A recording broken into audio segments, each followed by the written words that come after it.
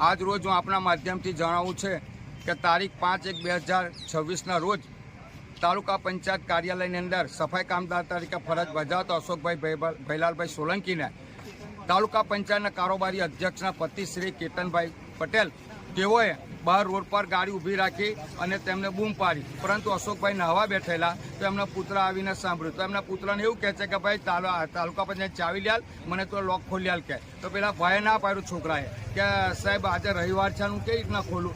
કે તું તારી માટે તું બધો નેતા ના બને, તું મને કાયદો ના શીખવાડ. કે અમારા અંગત કામ છે, એના માટે અમારે તારું ખોલવું છે, તું તારું ખોલી આલ. કે નહીં તો કે તને પાછે એમ બોલે કે તું તારી ઓકાત મેં, તમારી ઓકાત શું છે, તારી કાસ્ટ શું છે, તારી જાતિ શું છે?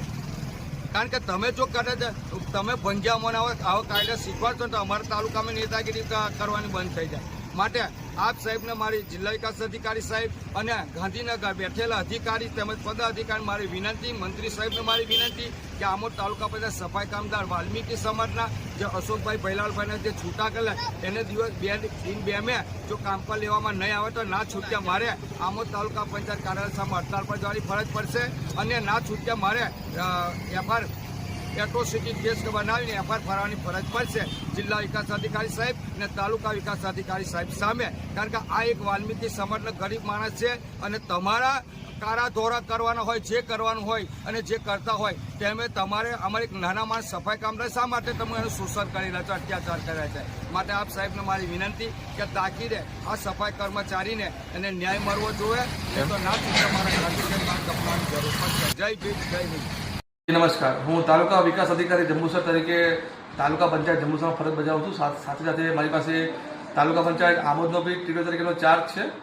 તારીખ 4 જાન્યુઆરીના રોજ એટલે રવિવારના રોજ મને આપણા એક પત્રકાર મિત્રો દ્વારા એક વિડીયો મને વોટ્સએપમાં મોકલવામાં આવેલો હતો, જેમાં તાલુકા પંચાયતના કારોબારી અધ્યક્ષના પતિ શ્રી કેતનભાઈ પટેલ કે જેઓએ એટલે રવિવારના રોજ તાલુકા પંચાયતનું તાળું ખોલીને હિસાબી શાખાનું પણ તાળું ખોલીને અંદર પ્રવેશ કરેલો હતો અને અંદર કામગીરી કરી રહ્યા હતા, જે ખરેખર ન થવું જોઈએ.